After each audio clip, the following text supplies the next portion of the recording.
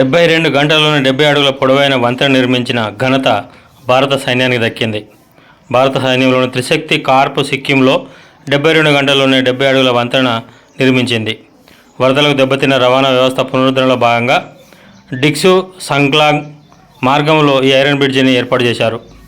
స్థానిక అధికారులు బీఆర్ఓ సహకారంతో అత్యంత వేగంగా పనులు పూర్తి చేశారు. కాగా ఇటీవల సిక్కింలో కురిసిన భారీ వర్షాలతో అనేక చోట్ల రోడ్లు కనెక్టివిటీ దెబ్బతిన్నాయి.